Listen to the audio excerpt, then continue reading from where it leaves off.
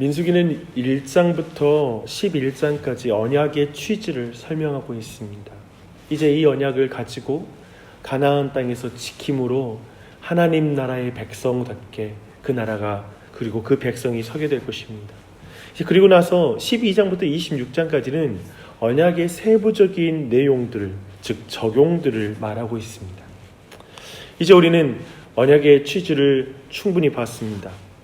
우리는 11장까지 내용에서 언약의 그 취지, 그 하나는 분명하게 기억해야 합니다. 너희의 행복을 위한 것이라고 말씀하신 그 말씀이죠.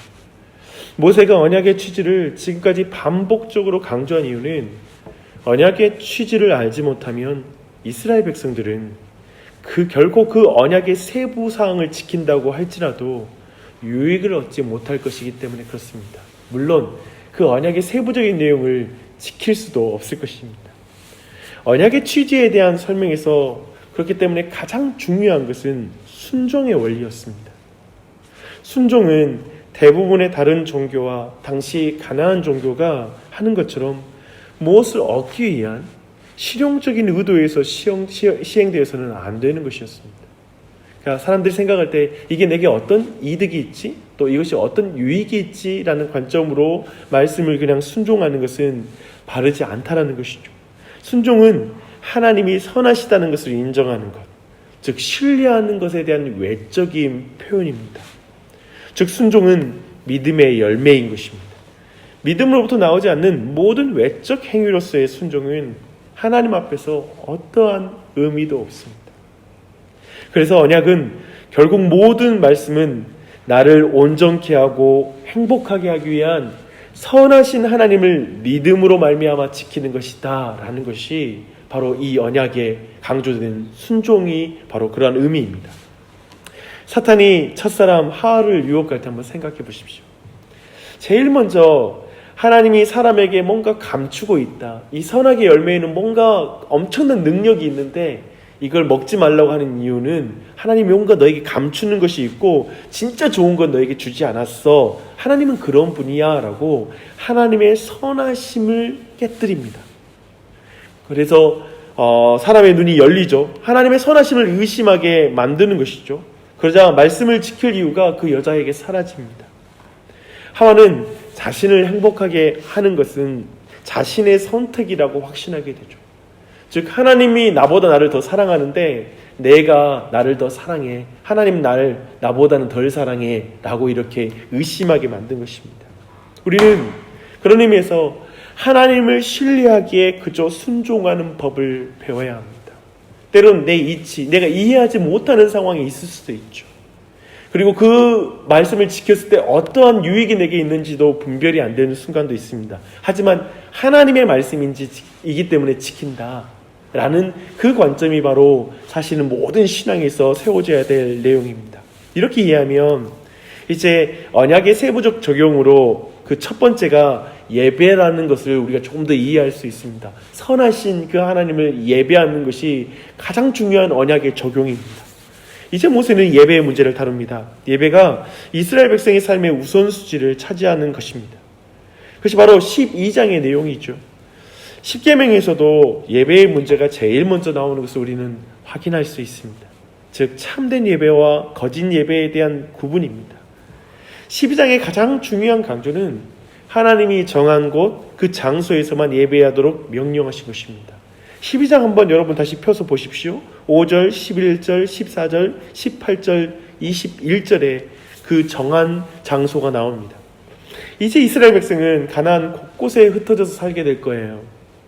근데 그들의 구심점은 한 곳에서 하나님이 정한 그 한 곳에서 함께 예배하는 것입니다. 최소한 1년에 3차례는 그렇게 예배하는 것이죠. 이것이 이스라엘 백성의 가장 큰 우선순위였습니다. 여기에 더해서 이스라엘이 예배를 위해서 부수적으로 돌봐야 하는 일이 있는데요. 그게 바로 레위인에 대한 돌봄이었습니다. 레위인들은 자기 기업이 없이 각 지파에 흩어져 살게 되었으므로 하나님은 내 성중에 거하는 레위인을 잘 돌보라고 명하고 있습니다. 이것은 예배를 예배되게 하기 위한 조건이기도 합니다. 왜냐하면 레위인들의 섬김이 없이는 그들의 예배가 온전하게 드려질 수 없기 때문에 그런 것입니다. 레위인이 특별하게 뭔가 특별했기 때문에 잘 섬기라는 게 아니라는 것이죠. 예배와 관련이 있습니다. 뿐만 아니라 노비들에 대한 하나님의 배려도 시종 나타납니다. 이것은 인간관계를 무시한 채 무자비하게 사람을 대함으로써 그들의 하나님에 대한 예배가 무너질 수 있다는 걸 경고하는 것입니다. 이 또한도 예배와 관련이 있습니다. 오늘 본문이 13장인데요. 12장에서 너무 많은 분량을 할애했죠. 그런 이유는 12장이 참된 예배에 대해서 규정하고 있는 것인데 이것을 모르면 거짓 예배인 13장의 내용 또한 또 약화되기 때문에 그렇습니다. 여튼 12장의 교훈은 분명하죠. 교회를 하나로 묶어주는 것은 예배입니다. 가정을 하나로 묶어주는 것도 예배입니다. 우리는 예배를 통해 교회가 하나가 되는 것을 느끼는 그 은혜가 있길 바랍니다. 또한 예배를 귀히 여기는 것은 그렇기 때문에 모든 신자에게 절대적으로 중요합니다. 예배가 무너지면 삶이 무너진다라고 우리는 믿어야 합니다. 그러나 이 모든 순종의 행위는 하나님께서 우리에게 가지고 계신 의도를 알 때에만 유익하다는 사실을 기억해야 됩니다. 우리의 행복을 위해서 선하신 하나님께서 주신 규정이다라는 걸 믿어야 되는 것이죠. 예배와 관련하여 우리가 기억해야 하는 것은 하나님께서 이스라엘 백성들에게 각지에 자기들이 원하는 대로 제단을 세우라고 말씀하지 않고 단 한 곳을 정하여 거기서 예배하라고 말했던 이 사실을 꼭 주목해야 됩니다. 1년에 적어도 3차례 하나님을 예배하기 위해 이스라엘 백성들은 길을 떠나야 됐습니다. 이것은 이스라엘 백성에게 많은 불편함을 초래했을 것입니다. 그러나 예배는 편의주의에 따라 하는 것이 아니며 그렇게 할 경우 걷잡을 수 없는 예배의 타락이 일어나게 될 거라는 것을 주님은 분명히 아시고 경고하시는 것입니다. 우리 오직 하나님께서 명하시는 방식에 따라 하나님을 예배하는 그런 하나님의 백성인 줄 믿습니다. 이렇게 12장에서 이렇게 예배의 중요성을 말하고 있죠. 그렇다면 이 맥락을 더욱 강화하는 것이 바로 13장입니다. 13장은 예배의 타락을 다루고 있고 예배의 타락을 초래하는 것을 어떻게 다뤄야 되는지를 말하고 있습니다. 이스라엘 사회에서 가차없이 주교하는 3가지 경우가 제시되고 있습니다. 이들은 모두 이스라엘 안에서 다른 신을 섬기고자 하는 경우입니다. 주목하십시오. 다른 신입니다. 첫째는 이적과 기사를 행하는 선지자나 꿈꾸는 자들입니다. 다른 신을 섬기자고 하면서 예언을 하고 그것이 그 말대로 이룰지라도 그것은 참된 증거일 수 없다라고 말씀하고 있습니다. 이적과 기사도 참됨의 증거는 아니라는 것이죠. 이것은 도리어 하나님이 주시는 시험이라고 말하고 있어요. 사람들이 정말 하나님을 의지하는지 하나님을 온전히 믿고 하나님만 따르는지를 그들로 허용하여서 교회 안에 거짓 선지자를 두겠다라고 말하는 것입니다. 허용적으로 허락하고 있다라는 것입니다. 그리고 그 선지자나 꿈꾸는 자를 그러나 반드시 죽이라고 말하고 있습니다. 두 번째는 형제나 자녀나 아내나 친구가 바로 그 사람이라면 친구의 그렇게 가까운 관계일지라도 그들을 죽여야 한다라고 6절부터 11절까지 말하고 있습니다. 사실 이것은 옳지는 않지만 바울 사도가 스데반을 죽일 때의 바울의 심리 상태였다고 볼 수 있습니다. 정말 가혹하고 잔혹하죠. 근데 그의 머릿속에서는 이가 헛된 것을 바라보고 있다. 헛된 환상을 보고 말하고 있다라고 생각하며 가차없이 율법에 따라 죽여야 된다고 생각했던 것입니다. 이때는 조금 더 긍휼을 보지 말고 숨기지도 말고 그를 죽여야 한다라고 성경이 말하고 있죠. 바울은 그것을 따를 것이죠. 세 번째는 잡류가 일어나서 한 성읍을 미혹할 때입니다. 즉 잡류가 일어나서 다른 신을 섬기자고 말한 것이죠. 이 일이 영향을 미쳐 성읍에 퍼졌다면 자세히 묻고 살펴보아야 하고 사실이면 성읍 거민을 칼로 죽이고 그 모든 육축도 죽이고 물건은 손대지 말고 불살라야 합니다. 너무나 무서운 말씀이죠. 여기에는 약속도 주어집니다. 하나님의 말씀을 지키면 복을 누리게 될 것이라는 말씀입니다. 이 말씀을 통해 하나님께서 주시는 교훈은 무엇입니까?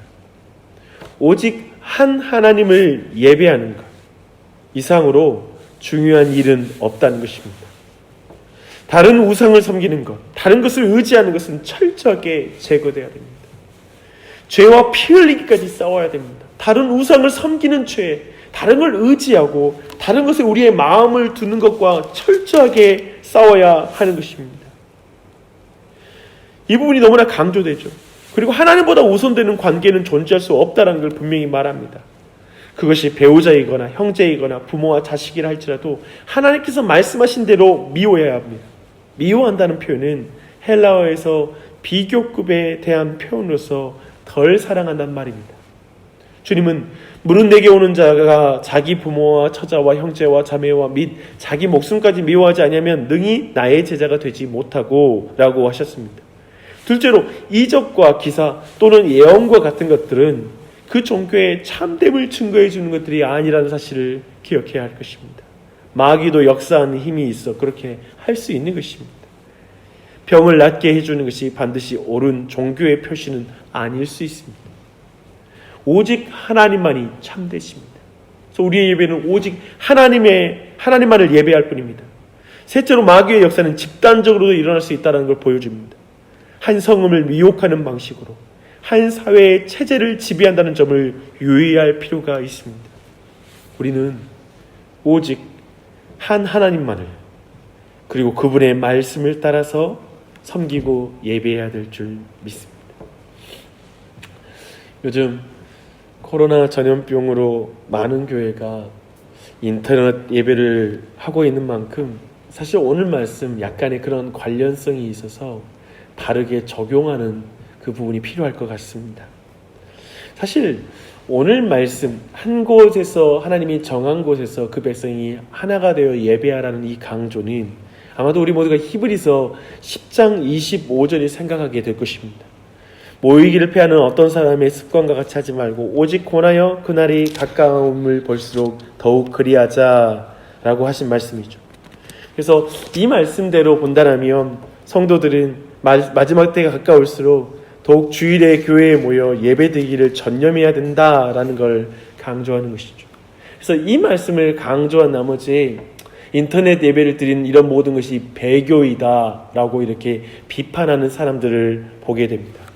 그러나 현 시국에서 인터넷 예배를 하는 것을 금지하는 것으로 오늘 말씀을 적용하는 것, 그렇게 봐서는 안 된다고 생각합니다. 구약 레위기 11장부터 15장에는 정결법이 기록되어 있습니다. 그 중에서 레위기 13장, 14장의 규정들은 한센병뿐만 아니라 오음을 비롯하여 세균에 의한 감염병에 관한 규정들이 있습니다. 구약시대에 바이러스에 대해서는 알려지지 않았지만 세균에 의해서 전염병은 충분히 알려져 있었기 때문에 이에 대한 규정이 레위기 13장과 14장에서 다루고 있는 것입니다. 이 규정들을 만든 취지는 개인의 위생뿐만 아니라 이스라엘 백성 공동체와 성막을 감염병으로부터 보호하는 것을 말하고 있습니다. 다 여기서 일일이 설명할 수 없지만 구약도 의외적인 상황을 말하고 있는 것입니다. 함께 예배할 수 없는 상황들 말입니다. 이 원리를 신약의 교회에 그대로 적용하는 것은 신중하고 또 신중해야 될 부분입니다. 그래서 공예배를 부정하는 차원으로 이 말씀을 오용하는 것은 결코 아니라는 것을 우리가 이해해야 될 것입니다. 그러나 감염병 규정의 기본적인 원리인 공동체와 교회를 감염으로부터 보호하는 것에 있어서 여전히 유효한 말씀으로 또한 우리는 이 말씀을 적용할 수 있을 것입니다.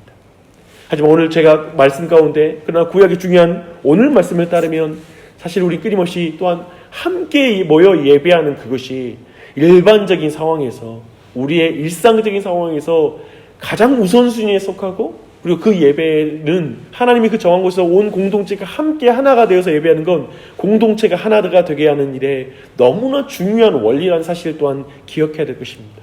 그렇기에 그런 중요도를 가지는 관점 안에서 의외적인 상황에서 교회가 어떠한 함께 모이지 못하고 이렇게 흩어져서 예배하는 이 부분에 대해서 또한 또 우리는 충분히 적용할 수 있는, 따를 수 있는 규정이 되겠습니다.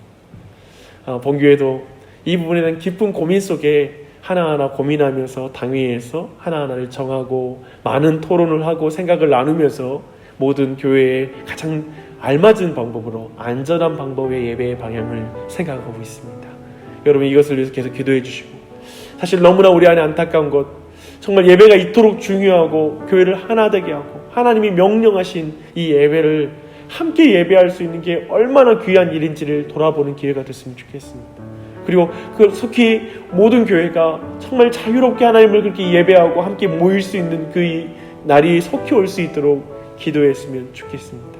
무엇보다 이 과정이 우리 자신의 신앙을 돌아보고 정말 예배에 대한 우리의 태도를 돌아보고 그리고 하나님 앞에 우리의 신앙의 문제를 돌아보고 하나님 앞에 돌이킴의 기회가 되었으면 좋겠습니다. 함께 기도하겠습니다.